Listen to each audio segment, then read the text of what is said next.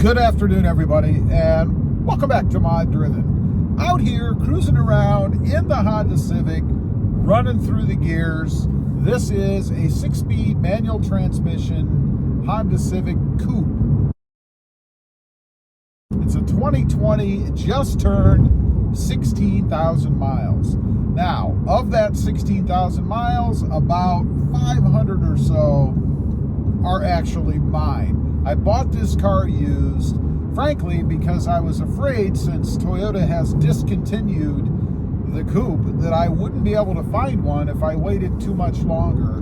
And I wanted one in a manual transmission, which of course, unless you go with the SI or the Type R, you're not going to get a manual transmission anymore because they're not making them anymore in those, other than those models. So, I wanted to talk today a bit about why I like this more than I liked the Civic Type R. I had a Type R, it was a few years ago. I think it was maybe a 2015 or 16, I don't know, 18, something like that. It was that gorgeous blue. Love the color of that car and love the aggressive look of it. I mean, you don't mistake a Type R when you see one driving down the road if you're a car guy. They're very distinctive, very aggressive looking. I really like that. It's one of the biggest reasons that I wanted one, in addition to the manual transmission, of course, and the power that it had. Now, even though I really did like that car, I have to say I prefer what I have for a few reasons. Number one, it wasn't comfortable. You know, I think the Civic Type R is designed for a much slimmer framed person. Maybe somebody who's much younger, I don't know, 17, 18 years old, but not for somebody like me who's a little bit broader and maybe could lose a couple of pounds. The seats, the bolstering, was just too tight.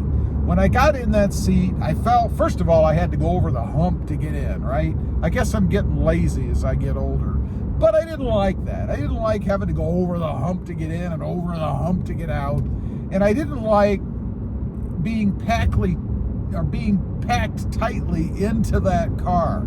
I just felt too confined. And I know there's a reason it has that, right? I mean, it's for spirited driving. Obviously, if you're out ripping through the curves and cruising in an aggressive manner, you want to be held in the seat. You don't want to be moving all over the place. So I get it, but it just was not comfortable for me.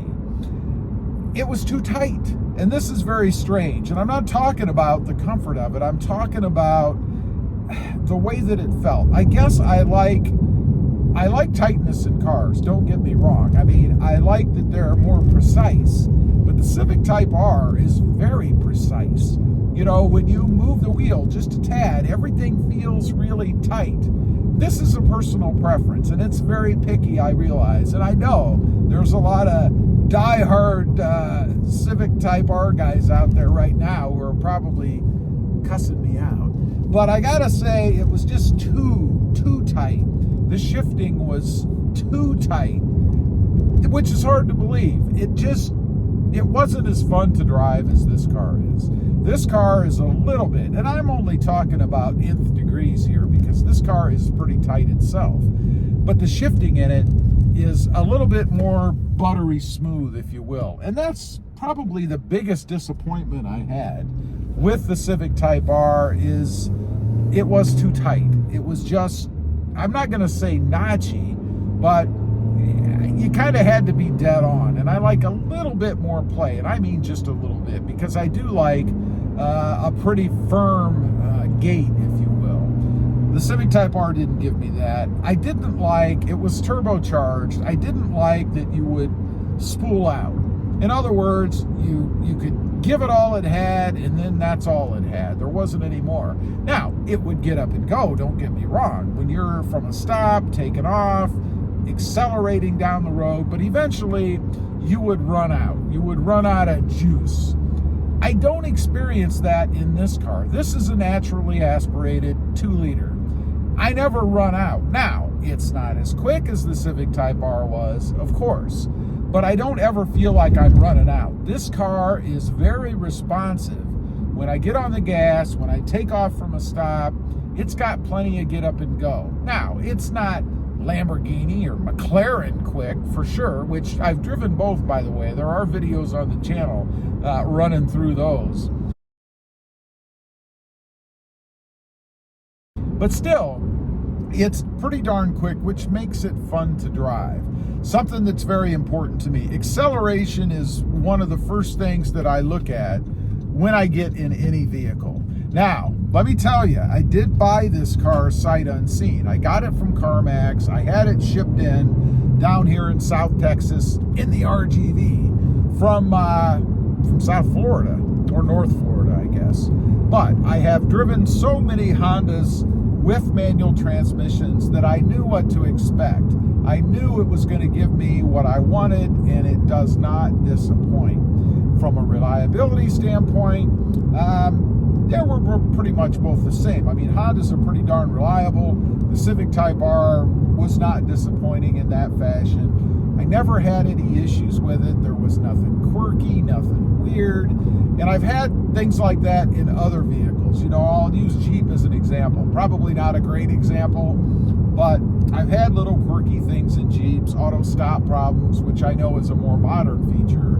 Black screens, the radio for no apparent reason would just not work. It's like it was resetting. Nothing like that in the Hondas. They've always been dead on. I can't think of one instance of any Honda I've ever owned that I had any trouble with. And both the Type R and the Sport, the Coupe that I'm driving right now rather, is the same way. It's fun to zip around in, and so was the Type R. I wouldn't say I really lose anything with that. I mean, unless you're really a pedal junkie, you know, and you really want to get on it all the time, you get enough with this particular version. And by the way, I would highly recommend checking out used, because that's the only way you can get them. Civic Coupe now. Get them while they're still new enough that they haven't been beaten to death, and you can still get a lot of life out of them, which should be many, many years, really, unless you're driving much more than I am. The other thing about the Type R, I got to admit it drew too much attention. You know, when you're out cruising around and when you have a car like that, you do like to do a little more spirited driving, right? And the last thing you want to do is have the black and whites looking at you. The police cars. You know, you don't want to draw all that attention while you're out cruising around. I don't get that in this car, mostly because it's not over the top looking. I mean, I did put a spoiler on the back. I think that looks cool, but it's the gray color. It's just a normal looking car, so you can go out and have fun with it. And there's something to be said about that. You know, if you're not putting an arrow or a target on your back, you're much less likely to have troubles. Also, parking it. You know, I was always afraid to leave the Type R parked anywhere because it did draw so much attention, and I knew people would be around it, and I just didn't want that. Anyway, I just wanted to get on, talk about that a little bit. Maybe you're on the edge, you're trying to figure out, should I get, because you want a manual, just a regular Honda, maybe a Coupe, or the Type R. I recommend just the regular Coupe. It's a blast to drive. Leave a comment. Let me know what you think, particularly if you've had the Type R and the regular manual transmission Coupe, for example. I'd be curious to know what you think.